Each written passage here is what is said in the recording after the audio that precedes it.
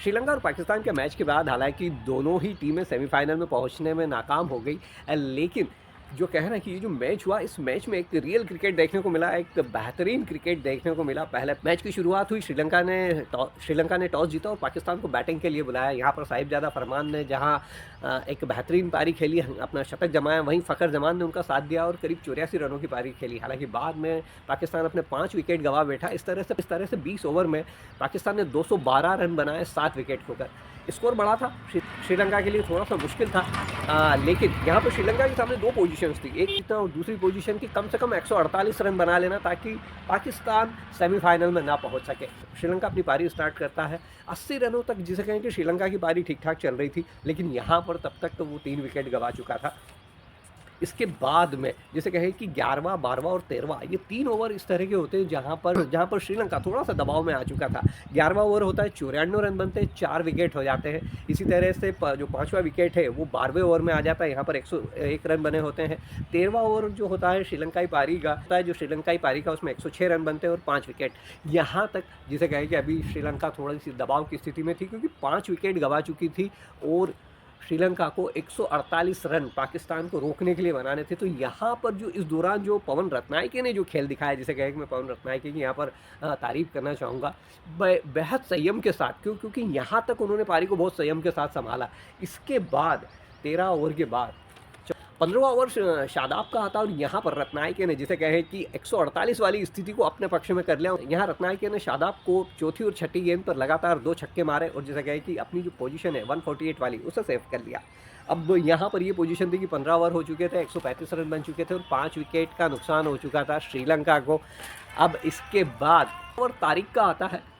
तारिक वैसे ही अपनी bowling action के लिए विख्यात है, प्रेशर क्रिएट करने की कोशिश करते हैं। लेकिन इस ओवर में जैसे कहें कि तारिक की भी थोड़ी सी पिटाई हो जाती है और 5वीं गेंद आते आते जो श्रीलंका है वो 148 रन बना लेता है। इस तरह से पाकिस्तान के सेमीफाइनल में पहुंचने की संभावना धूमिल हो जाती है। इस 148 रन बनने के साथ ही न्यूजीलैंड सेमीफाइनल में पहुंच जाता है। 148 रन का टारगेट चेज़ होने के बाद में रत्नायके थोड़ा सा खुलकर खेलते हैं। लेकिन 18वें ओवर की तीसरी गेंद पर वो अफरीदी की गेंद पर जिसे कहें कि कैच आउट हो जाता है। लेकिन इसके पहले वो अपना अर्धशतक बना चुके होते हैं और साथ ही श्रीलंका को 148 का जो टारगेट है वो भी टच करवा देते हैं। और रत्नायके की जो पारी रही, जिस समझदारी से उन्होंने जो बीच के जो रन थे, जो 80 के बाद 80 से 148 रनों का जो सफ़र था, उन्होंने जिस खूबसूरती के साथ पूरा किया, साथ में उनके साथी रहे। 19वां ओवर खत्म होता है, श्रीलंका 185 रन बना चुकी होती है, 6 विकेट भी गंवा चुकी होती है। लेकिन यहाँ पर जैसे कहें कि अभी 212 रन का टारगेट था। अभी लग रहा था कि शायद हो सकता है श्रीलंका 15-20 रन से हार जाए। लेकिन यहाँ पर कप्तान दासुन शनाका ने जिसे कहना कि प्रेशर किसी भी तरह का कुछ था नहीं, हाथ खोने के लिए उनके पास कुछ नहीं था। शाहीन अफरीदी का आखिरी ओवर आता है और इस ओवर में जिस तरह से उन्होंने बल्लेबाजी की, जिस तरह से गेंदों को बाउंड्री के पार पहुँचाया है, मतलब वो देखने लायक छक्के थे। पहली गेंद पर वो चौका लगाते और इसके बाद दूसरी, तीसरी, चौथी गेंद पर लगातार 3 छक्के मारते हैं।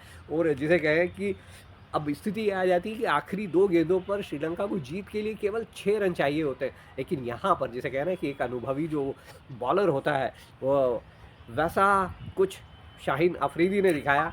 उनकी 5वीं गेंद, लेकिन वो लास्ट मोमेंट पर अपनी जो बॉलिंग एक्शन है उसे चेंज कर लेते हैं और यहाँ पर केवल 1 रन मिल पाता है। और आखिरी बॉल पर श्रीलंका को 5 रन चाहिए होते हैं, लेकिन यहाँ पर भी ये बॉल खाली चली जाती है और इस तरह से पाकिस्तान 5 रनों से जीत जाता है। लेकिन जीतने के बाद भी पाकिस्तान को कोई फ़ायदा इसलिए नहीं हुआ क्योंकि श्रीलंका 148 रन बना चुका था और 148 रन बनाने के साथ ही पाकिस्तान की सेमीफाइनल में पहुँचने की संभावनाएँ खत्म हो चुकी थी।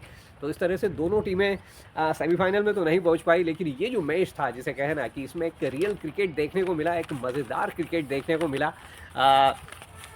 साहिबजादा फरमान की बेहतरीन पारी थी, फ़खर जमान की बेहतरीन पारी थी। इसके बाद में पवन रत्नायके और दासुन शनाका, चारों बैटर्स ने जिस तरह की बल्लेबाजी की इस मैच के दौरान, वो लंबे समय तक लोगों को याद रहेगी। और चलते चलते बात कर लूँ आज की, यानी कि आज भारत और वेस्ट इंडीज़ का मैच है।